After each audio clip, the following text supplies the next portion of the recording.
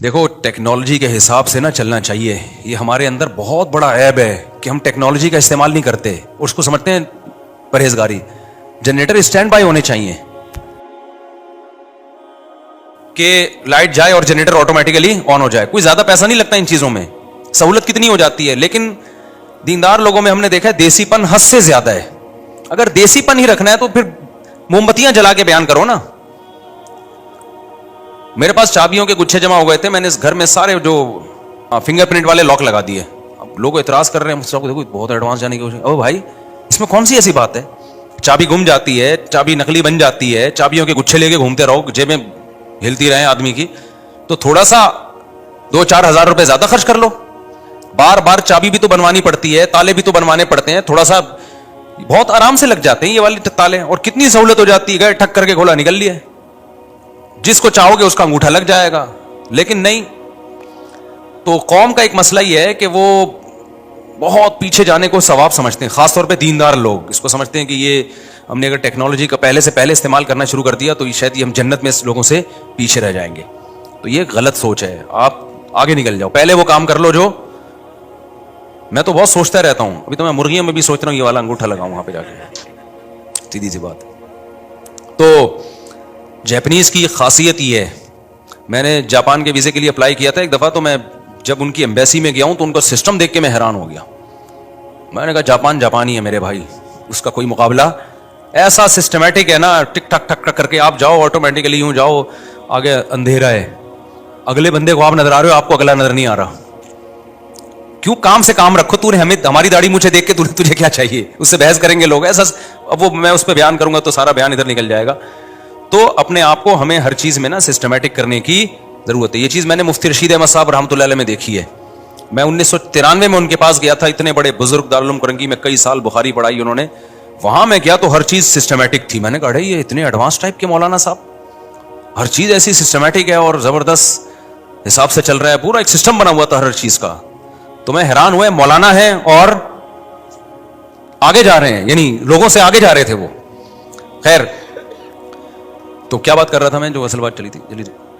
ہاں, تو میں بتاؤ, اب میں جاؤں انگریزوں کو میں سمجھانا شروع کر دوں, 30 سال کی عمر کے سارے گوروں کو جمع کروں, دیکھو وائف اور ساس سسر کو ایسے نمٹا جاتا ہے, سالے کے ساتھ ایسے بات کی جاتی ہے. جب تمہارا سالہ گھر میں آیا کرے تو سموسے کا پوچھا کرو اس کو, یہ مینرز ہوتے ہیں, سالیوں سے کیسے بات کی جاتی ہے. کزن گورا کہے گا بھائی یہ میرا ٹاپک ہے ہی نہیں, کیا بات کر رہے ہو یار تم, سالی بیوی, یہ کیا باتیں کر رہے ہو. اس کا تو ایک ہی ٹاپک ہے ڈپریشن اور پیسہ کیسے کمایا جاتا ہے, یہ میڈیکل سائنس ہوگا. تو دینداروں کا ڈپریشن ٹاپک ہے ہی نہیں. آج بھی ایک صحافی کا کلپ آیا میرے سامنے, وہ لوگوں کو اسٹریس اور ڈپریشن سے نکلنے کا بتا رہے تھے کہ یہ طریقہ ہے, یہ طریقہ ہے. نیچے کچھ لوگوں نے اپریشیٹ کیا, کچھ نے دبا کے گالیاں دی ہوئی تھی نا. ہماری قوم کو تمیز ومیز ہے نہیں, حالانکہ باتیں اچھی کر رہے تھے وہ. قوم جو ہے نا ڈپریشن میں آئی ہوئی ہے تو وہ پھر گالیاں دینا شروع کر دیتی ہے. وہ کہتی ہے ہمارے پاس فی الحال ڈپریشن سے نکلنے کا یہی آپشن ہے کہ آپ کو گالیاں دے کے ہم اپنے دماغ کو سکون میں لے کر آئیں. یہ بھی ایک طریقہ لوگوں نے ایجاد کیا ہوا ہے, حالانکہ اس سے ڈپریشن کم نہیں ہوتی ہے, بڑھتی ہے. تو یہ خوب سمجھ لو, یہ جو ڈپریشن, اسٹریس اور یہ سب چیزیں دینداروں کا ٹاپک نہیں ہے. کیوں بھائی, ہم نے تو وہ کرنا ہے جو اللہ اس کے رسول نے ہمیں حکم دیا, پھر جو مرضی حالات ہوں تو بس صبر ہی ہے ہمارے پاس, اس کے علاوہ اور کوئی آپشن نہیں ہے. دنیا مسافر خانہ ہے, مر جانا ہے, غم ہوگا صبر کریں گے, قیامت میں اجر ملے گا. صبر نہیں کریں گے تو نیکیاں کیا کریں گے بھائی, برباد کریں گے. اور اگر آپ یہ چاہو کہ میری دنیا جنت بن جائے, اللہ نے پہلے بتا دیا اٹ ازنٹ پاسبل, یہ آپ کے لیے ممکن نہیں ہے. اور اللہ اور اس کے رسول نے ہمیں بہت پیارے اصول بتا دیے, 2 اصول, کہ there are 2 types of depression. Depression کی کتنی قسمیں ہیں, ٹینشنوں کی 2 قسمیں. نمبر 1 وہ ٹینشن جو آپ کی پیدا کردہ ہے, نمبر 2 وہ ٹینشن جو آپ کی طرف سے نہیں ہے. کس کی طرف سے ہے, اللہ کی طرف سے. آپ کی حماقتوں سے جو ٹینشن آ رہی ہے اس میں آپ کو ٹینشن بھی زیادہ ہوگی, ثواب بھی نہیں ملے گا, اور آپ اس میں توبہ نہ کی تو دھستے چلے جاؤ گے آپ. یہ دنیا میں اللہ کا عذاب ہوگا جو آپ کو دیا جا رہا ہے. اور ایک ٹینشن وہ ہے کہ آپ کی لائف صحیح فٹ فاٹ چل رہی ہے, اللہ کی طرف سے بھی ہو جاتی ہیں ٹینشنیں بھائی. آپ نہا دھو کے گھر سے باہر نکلے ٹائم پہ جانے کے لیے, ٹریفک کے قوانین کو بھی فالو کر رہے ہو, ہیلمٹ بھی بائک میں آپ نے لگایا, پیچھے ٹرک والے نے چرس پی ہوئی تھی آپ کے اوپر, آپ کی ٹانگ ہی ٹوٹ گئی. اب یہ کس کی طرف سے ہے, اللہ کی طرف سے. تو ایک کانٹا بھی چبھے گا نا اللہ کی طرف سے, اس پہ بھی گناہ معاف ہوگا آپ کا. یہ پریشانیاں پیغمبروں کو بھی آئی ہیں. کتنی بڑی بڑی پریشانی. یعقوب علیہ السلام کا بیٹا کنویں میں ڈل گیا. موسیٰ علیہ السلام پہلے ہی موسٹ وانٹڈ تھے, بنی اسرائیل کو تنگ کر رہا تھا فرعون, اور آپ نے لڑائی چھڑوانے کے لیے تھپڑ مارا اور بندہ مر گیا. ایک اور ٹینشن آ گئی کہ بھائی اب تو قتل کا کیس بن گیا ہے. تو یہ اللہ کی طرف سے ساری پریشانی آ رہی تھی, اس میں موسیٰ علیہ السلام کا اپنا قصور نہیں تھا. یہ تو پیغمبروں کے ساتھ اللہ ہم سب کو بچا کے رکھے.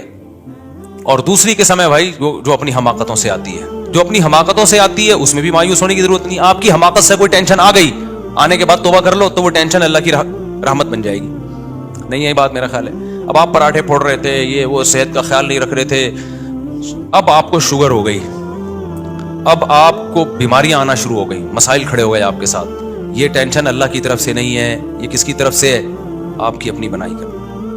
اب آپ اللہ کے سامنے گڑ گڑا رہے ہو, رو رہے ہو, اللہ مجھے معاف کر دے, جس دن میں نے 2 لڈو کھائے اور ہر وقت جلیبیاں کھاتا تھا میں, معاف کر دے اللہ, مجھے معاف کر دے, آئندہ نہیں کروں گا. اللہ معاف کر دے گا, اور اللہ کہے گا چونکہ توبہ میں نے قبول کر لی ہے تیری, لیکن ٹینشن دور نہیں ہوگی.